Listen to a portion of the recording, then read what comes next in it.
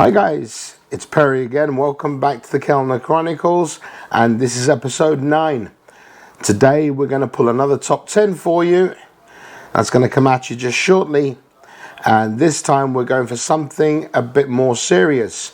We're going to go for the legal issues within the Philippines for those foreigners or tourists or expats who wish to go for short-term or long-term to the Philippines. Some of these may apply for short-term, but most of them will apply for long-term. So, for those of you who have joined us now, thank you for watching. Thank you for joining. Please subscribe. For those of you already with us, my subscribers, I thank you very much for participating. I thank you very much for your time and for your views. So, without further ado, stay tuned. And welcome to episode 9. Back in a minute. Welcome back, guys. A lot can be said for the Philippines and for legal issues. So now in episode 9, we're going to look at the top 10 things and possibly one other things that you can and can't do in the Philippines. Okay? So bear with me because I'm just testing out some new equipment whilst we're here that I just received today from a specific company starting with the letter A. I'm not going to advertise for them. But yes, finally I got a lot more stuff that I needed, hopefully to make these vlogs a little bit more fun for you guys and for me, and make it a bit easier for me to record longer distance and from a wider angle.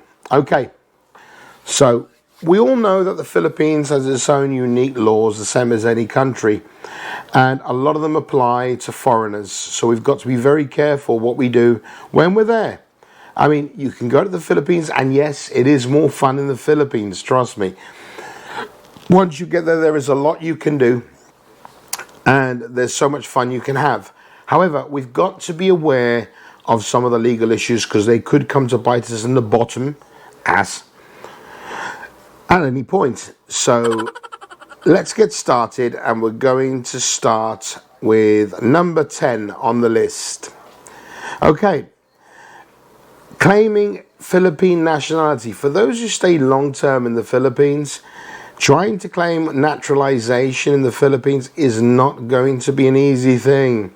I've looked into this quite severely, especially being a married man to a Filipina. It can be daunting because though my wife in my country can assume naturalization to be British and have dual citizenship, I can't do the same. Okay? It's a difficult process. And even if I tried, I would inevitably have to surrender my British nationality in order to gain Filipino, something that I'm not willing to do. I think it's a bit unfair, and realistically I should be allowed as a married man after so many years, like my wife is here, to claim dual citizenship. Unfortunately, that's not the way the Philippines plays, and we have just got to accept that. There has been cases where people have claimed citizenship. It is a long and daunting process, but it is doable.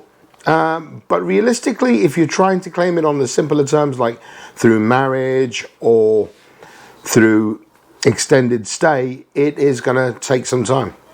But it's not really, in my opinion, worth it in the long run. It's just too many loopholes to jump through. And to surrender your own citizenship may prove very, very either regrettable or untasteful. So that's all I can say about that. Now, we're going to go on to number 9. Right. Foreigners can stay for long periods of time, some for up to 3 years at a time in the Philippines, depending on the nationality and restrictions concerned. Okay, in my case, so far, as a British citizen, married to a Filipina, I've been entitled to a year's stay each time, but there are certain parameters I have to meet. If I fly into the Philippines by myself, that 1-year rule does not apply. Okay? I have to be flying in with my wife, therefore, and I have to be able to prove marriage to my wife.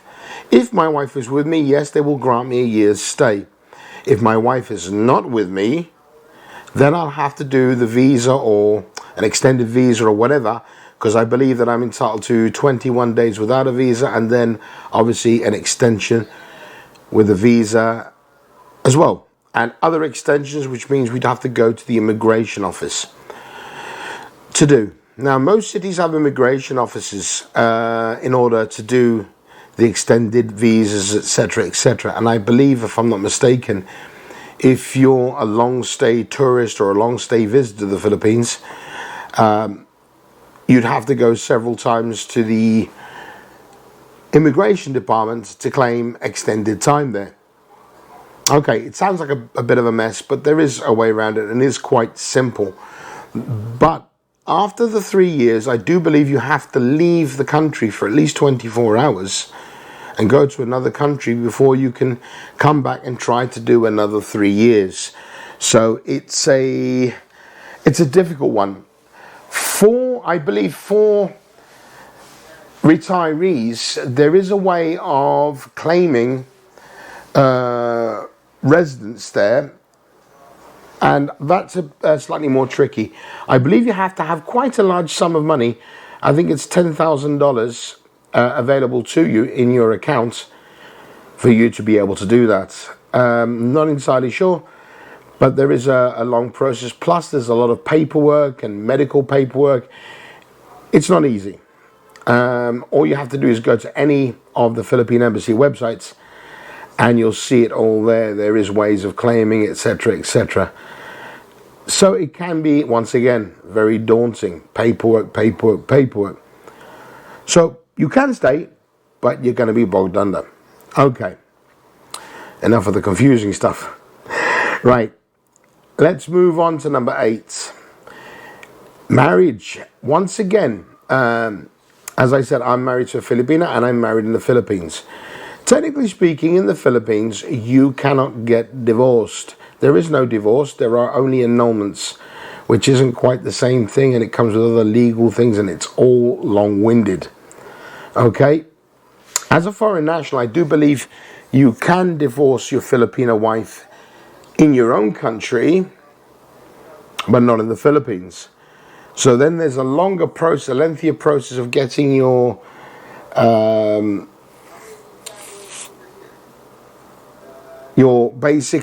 marriage status cleared at the NSO. It costs a fair chunk of money. It's not cheap.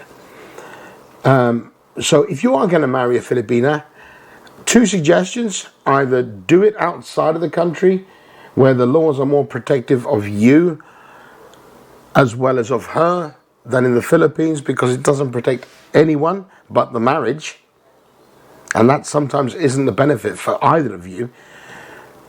Or basically reconsider exactly what you want to do. If you truly want to be married, you want to stay together forever, great. I'm with you 100%. But you really have to make sure that it's a decision that you want to make. Okay, moving on to number 7. You can own a vehicle. Okay, there's some belief that you can't actually own a vehicle in the Philippines. The problem is you can't get loans, okay? Foreign nationals, very difficult for them to get loans, even if they are living in the Philippines. Even as a married man, I'd still struggle to get a loan in my name. If any loan I have to get, I get through my wife, she's a Filipina, in her name, okay? So it's not so straightforward or so cut and dry. But you can own a vehicle. I mean, if you've got the money and you've bought, you can go and buy a vehicle. It will be in your name. But if you do get a loan, the vehicle will remain in your, say, wife's name or partner's name until the loan's paid off. Then she can revert it to your name. Once again, a hell of a lot of paperwork. Yeah, as I said, it's more fun in the Philippines. Joke, guys. I love the place. Right. Foreigners cannot own guns in the Philippines. Contrary to whatever you may have heard, yes, there are guns in the Philippines and Filipinos can own them, right? But unfortunately, or fortunately, whichever way you look at it, foreigners cannot. All right? You can basically, well, you just can't own a gun. And it's not even advisable for you to carry a knife. So if you believe in any kind of self-protection using those things, forget it. Okay? You're probably off better picking up if you're being attacked, you're probably better off picking up a lump of rock or a stick. It's the only way to do it. But no, you can't have a gun. However, going on to number 5, you can go to a gun range. Okay? Odd as it may seem, you can't own a gun, but you can have a friend or a family member take you down to a gun range where you hire the gun for your time at the range, pay for your bullets, and have a fun time shooting at a target. If that's something you enjoy doing, and you have a lot of fun doing it, great, go ahead. I mean, you'll pay your fees and you'll shoot away. Okay, just 1 second. I don't like that. That's a bit better. Okay, it was slightly off there. Right, now we go on to number 4. Cant Own Land. No, this is the biggie. Foreigners can't own land in the Philippines, okay? It's against their constitutional rights, the Filipinos' constitutional rights. For instance, if you're married, you can own land with your wife, and I believe under the marriage law, it comes under the 50-50 agreement, so you can never own land as a foreigner 100%. You could start as, for instance, if you're just a single man in the Philippines, you've moved there or whatever, and you wanted to buy a chunk of land, you'd have to open a corporation, okay?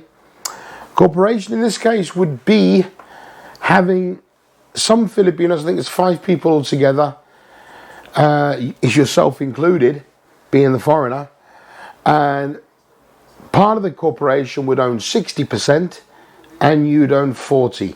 That's for like a house and a lot or a business or whatever. It's a very, very difficult and confusing situation. I wouldn't advise anybody getting into that because you may end up losing in the long run. And you know, nobody wants to lose money. We've all heard stories of foreigners who've bought land and built a house for their partners, and their partners, once it's finished, have kicked them out of the house and said, no, you've got no claim on it, it's in my name, and then they call the police and you've legally got to leave. That's another video. That's for a video for another time.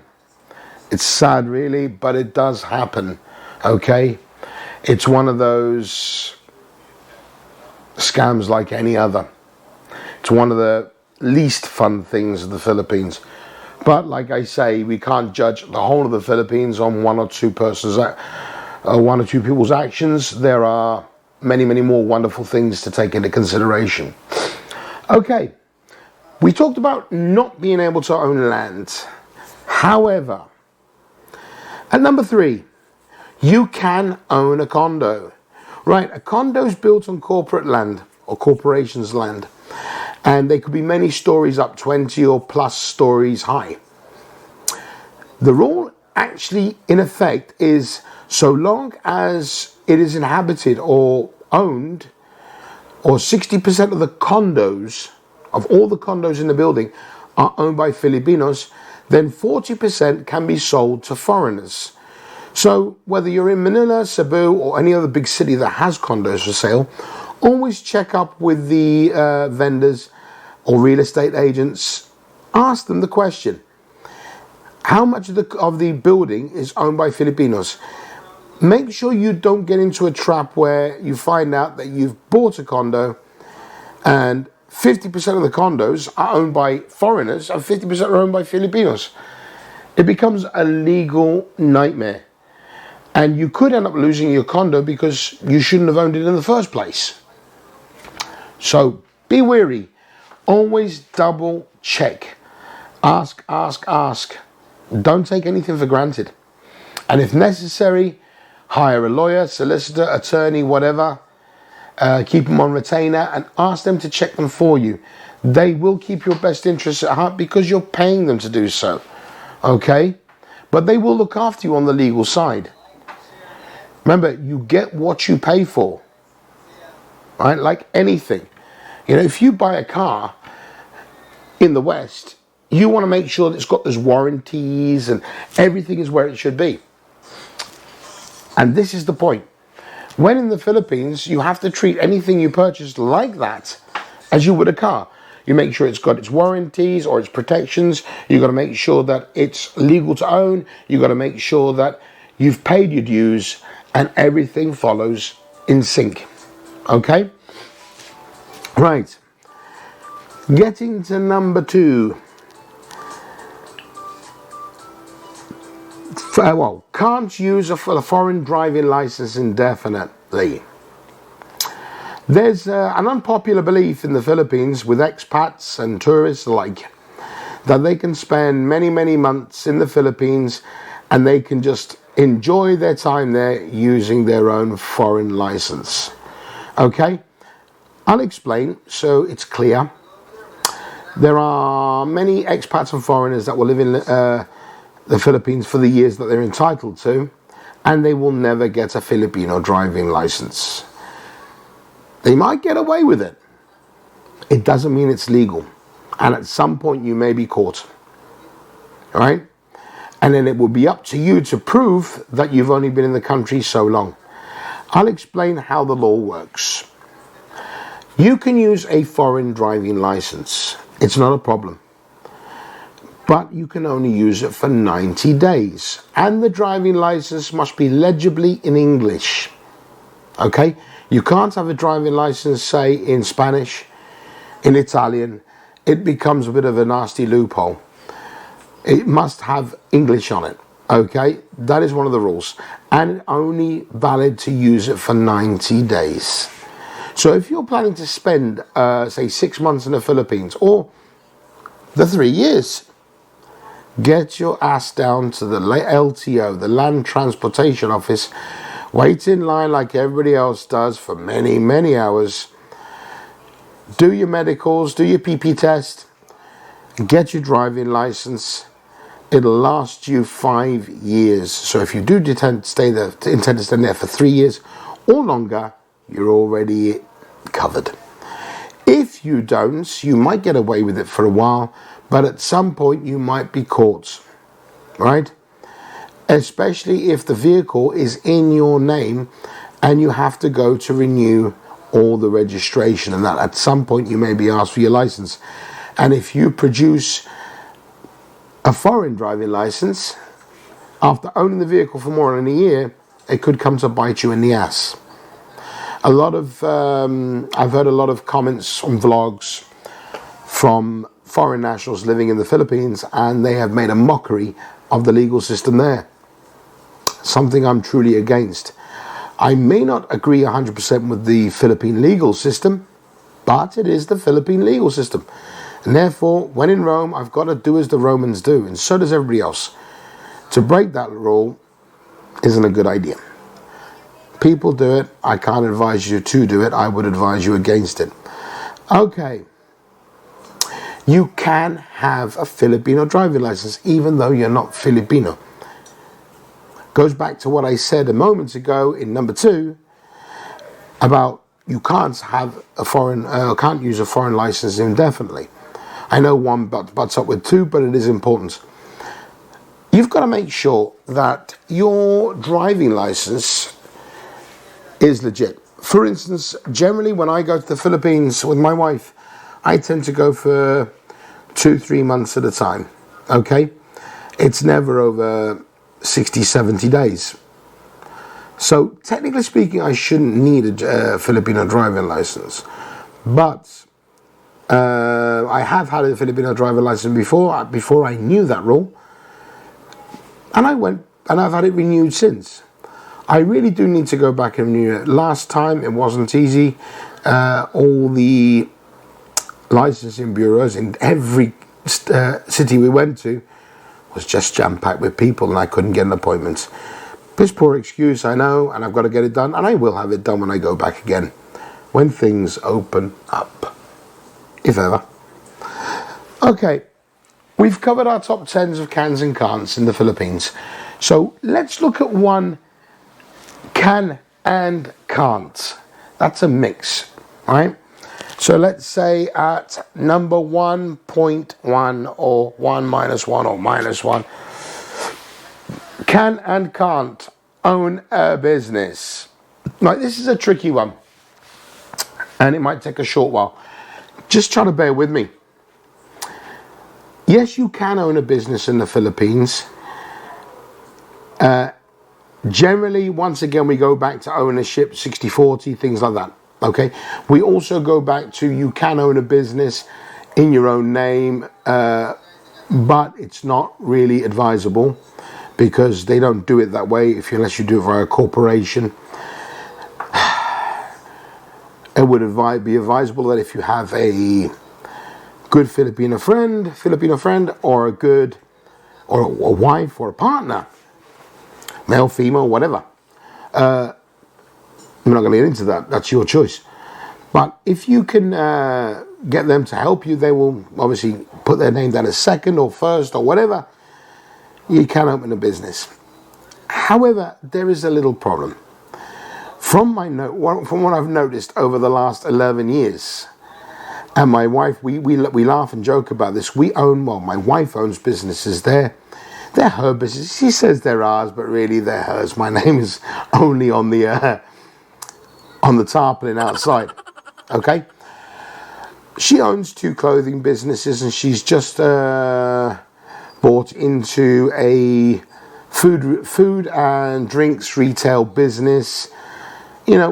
Slash bakery, slash whatever, eatery, I don't know. It's her thing. And yeah, she's happy with that.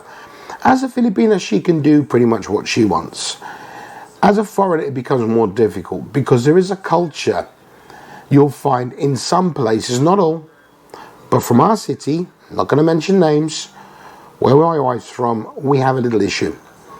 And we've seen it all the time. You'll have a foreigner, he'll open a business, either as a corporation or self-owned, I'm not sure how that works. And he'll start doing well.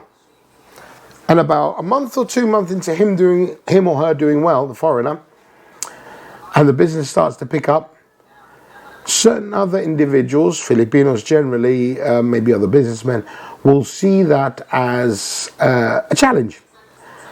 And for instance, let's say a pizza business, for the sake of saying it. You may be the only pizza business all the way up and down a massive high street. I guarantee you, within a month, there are 3 others, all right beside you. And this is quite a funny culture, really.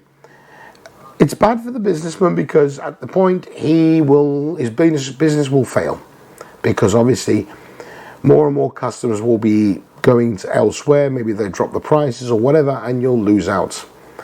We've seen this happen several times to people we know, and their businesses have failed.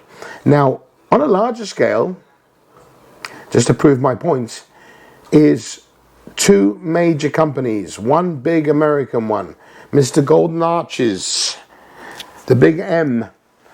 Every time they set up shop somewhere, and for those of you Filipinos who don't know what I'm talking about, McDo's. I love when they say McDo. Anyway, McDo's will open up a business at some place, beautiful place, and about 2 to 3 weeks later, Jollibee, the local version of a fast food chain, will open up right beside it. Yep. And then McDonald's will open up another one. Jollibee will go in that place. In our city, there are 3 McDonald's. Okay? There's 2 in the main city centre, and they're not too far from each other, and there are 2 Jollibees right beside them. Very, very near them. And then if you go just outside, on the outskirts near the local shopping mall, there's one there. And Jollibee, I think, are building one as well, or have built one not too far away. Also, Jollibee have one inside the shopping mall itself, which means McDonald's can't. It's a very big loophole. I mean, Obviously, the Filipinos would want to have their own version there, understandably so, but it makes for too much competition and very unfair competition to some degree. Even worse for the little guy who's trying to compete. He just can't compete. So just keep that in mind. Those are the 10 cans and can'ts, and also number 11 or number 1.1 or 1.1 minor negative of owning a business. Okay, remember, these are basic information that I give you. You can expand on it by going online and checking, but most of what I've told you there, if not all of what I've told you, holds a lot of credibility, and you really must keep that in mind. Remember, these are tips and hints. They are not fully legal statements, but they're statements nonetheless which do help you. So if you've enjoyed it, like, subscribe, comment, and I'll try to do more for you. Get more top 10s out as soon as possible, and hopefully soon we can do some fun videos outside of the house. Okay, thanks for watching, guys. Thanks for subscribing. The more subscribers, the better. I've only got a small number right now, but I ain't complaining. I love you all, and see you again soon. Bye-bye now.